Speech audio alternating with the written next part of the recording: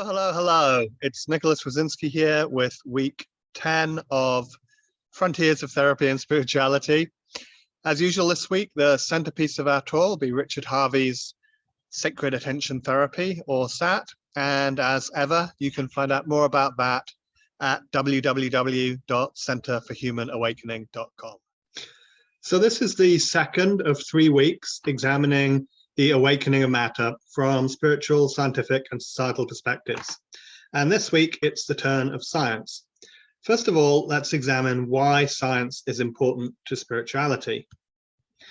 So one reason is that science is societally powerful, perhaps even culturally dominant. And in the modern world, scientific thinking is strongly present in economic activity, in politics, in healthcare, in education, and so on.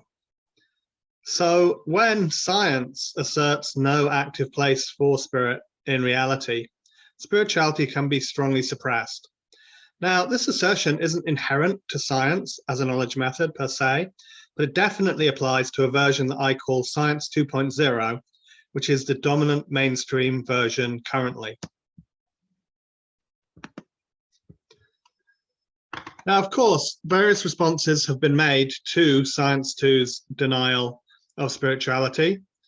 For example, to claim wrongly that there's no contradiction, or to assert 2 different realms of relevance for science and spirituality, which turns out to just leave the entire everyday world to science.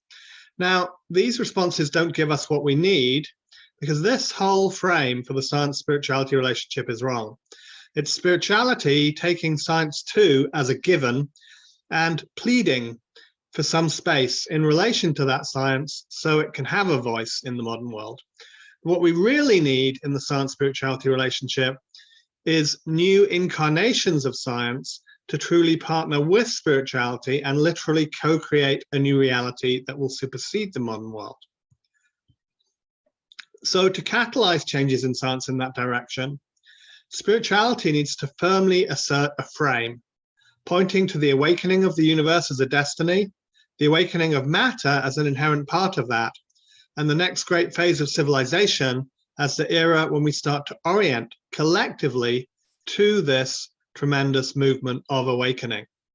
Rather than trying to fit in with mainstream science, spirituality then recognizes that Science 2 actually is pulling in the opposite direction.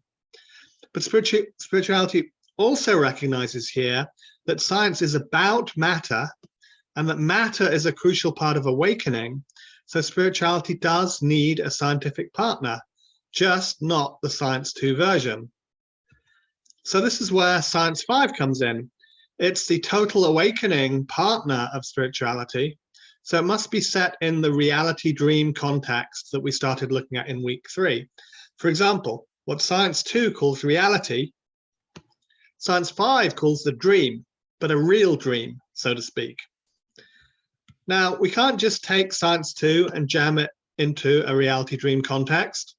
A lot of scientific theories carries over, but not all of it. In particular, the sciences of consciousness and of life must be radically revised.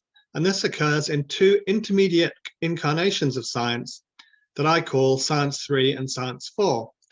But the most important difference between Science 5 and all of its predecessors isn't really in science's theoretical content. It's to do with the active role science must eventually play in awakening, in particular in the awakening of matter. So let's quickly look at that active role using a framework of consciousness, mind, world, creation, and will. So first, we need week 4's SAT C++ view of what's going on in this framework. There's a kind of split will when a soul tries to become self-creating. As I said in week 3, this is a sort of misstep that leads to the alleged separation or imagined fall. It results in a will that's both for real reality, for example, retaining cosmic creativity that originates there, but it's also for unreality, namely the ultimate unreality of separation. Now, as in week 3, this creative misstep leads to an infinite ocean of guilt and fear. Then, as we saw in week 3, the arc negotiates a repackaging of split will derived guilt and fear.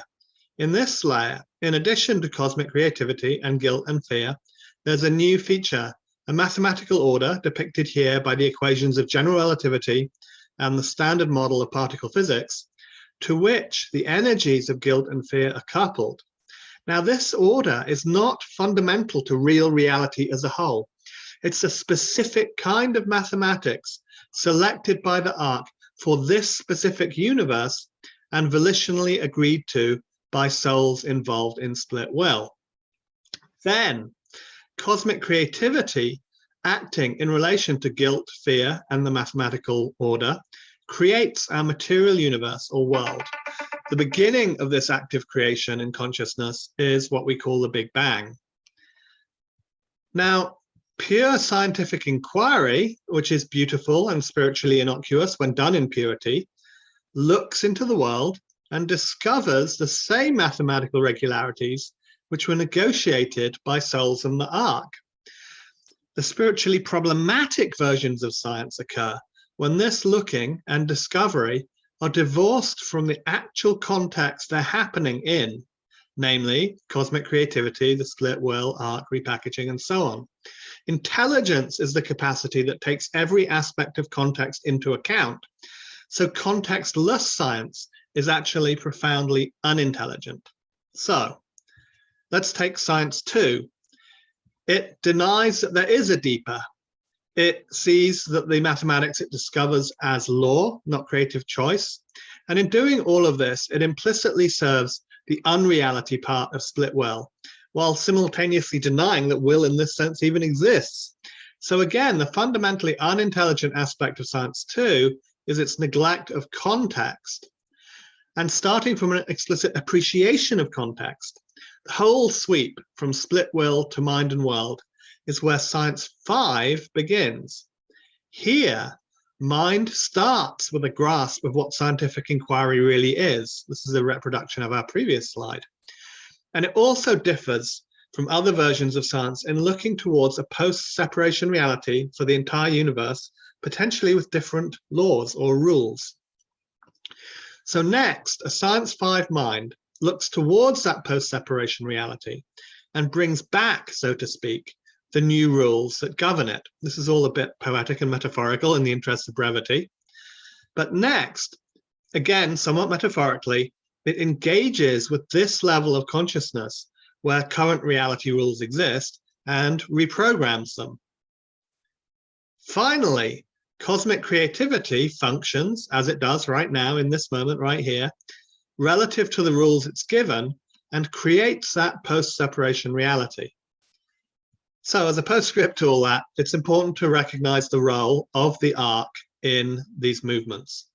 So when the original so-called laws of physics were negotiated, the arc saw that these laws would bring us here to a point where we can start to rewrite those laws in active partnership with the arc. So that has been a huge amount again this week. Let me leave you with these takeaways. The awakening of the universe requires a Science-5 style active engagement with the rules of alleged reality. Catalyzing 2, 3, 4, 5 evolution of science is both an awakening and a civilizational imperative. And awakening of matter spiritualities like Sat-C+ and Sat-C++ have a vital part to play in this evolution. I'm Nicholas. Thanks for watching. See you again next time.